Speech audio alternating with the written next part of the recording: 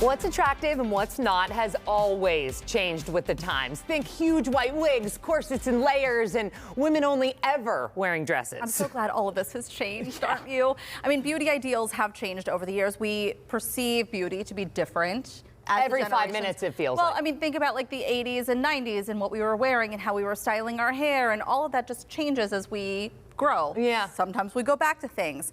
But right now, things have changed. The new era of hot boy is apparently being termed the noodle boy.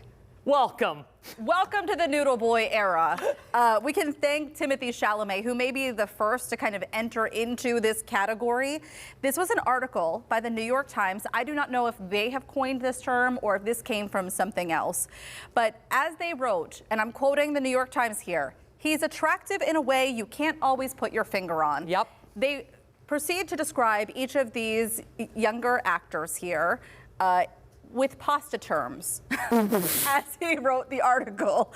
I won't use all of his clever writing. Please read the article if you're interested. But they really discussed how, you know, Marvel, these beefy Marvel superheroes were like the guy for so long. Yes. That was the one that you were after, right? And how things have changed so much. These guys are confident, they are attractive, but they don't have this over macho, masculine build.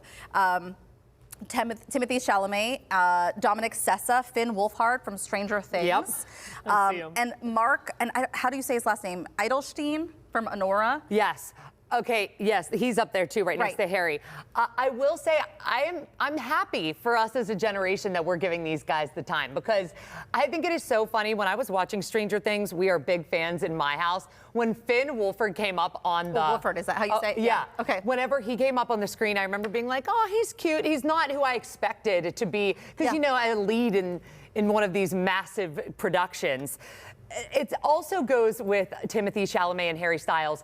I think we're getting a vibe of, could it be a healthy attraction to men who could be a little more sensitive, a little more in tune with their emotions? I think that this kind of goes past just their stature. Yes. Because Timothy Chalamet has always been one of those actors who can really do it all. Yeah. And Harry Styles has also been really risky with his fashion. And I know a lot of the times in the past, people have been like, no, a little too girly for me. Yeah. But he's also insanely confident and talented. So I think when you pair it all together. Well, I think that's it too. They're like, as the New York, he's attractive in a way you can't always put your finger on, but I do think it comes back to this confidence with your own body. Like they don't have something to prove. Nothing. Also, I told you that this felt a little weird to even talk about men's bodies in this way, because it is the thing that we hate as women. 100%. When somebody puts a category on women, like, you know, oh, the hourglass figure is in. Like, not everybody can achieve whatever. Like, not everybody is going to have the body type of Timothy Chalamet. Or the Marvel heroes. Right. So I think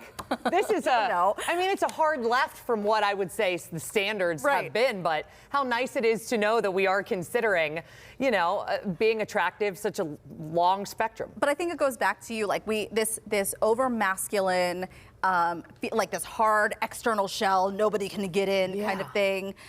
That has been this like prototype for all these leads for so long, just to see someone who might be a little bit more in touch with their sensitive side or more emotional. And not exerting this like huge macho behavior. And that toxic masculinity isn't always attractive to the opposite sex, if that's what you're looking for. Maybe. Timothy Chalamet can cry in my lap any day.